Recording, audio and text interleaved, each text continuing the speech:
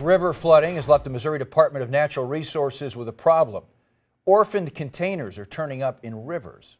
Hundreds of those storage tanks have traveled from farms. News 4's Ray Preston talks with the DNR about their mission to find out who owns them.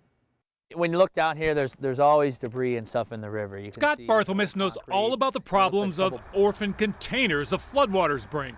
Typically, they end up a hazardous material situation. Nobody knows who it belongs to. Nobody knows where it came from. They often contain diesel fuel, ammonia gas, pesticides. The Missouri Department of Natural Resources says crews have collected more than 740 containers from the waterways this year.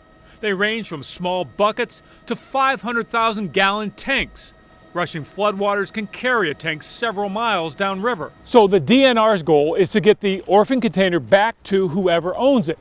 But that can be difficult. Some of the new containers have serial numbers that can be traced back to the owners. Older tanks that are still in use often have no identifiers. If you're a farming family that has been farming for over 100 years, you have grandpa's propane tank or anhydrous tank, and you're still using, or fertilizer tank, and you're still using it. The DNR's website has a page for those who have lost or found a container to report it to help get it back to its owner.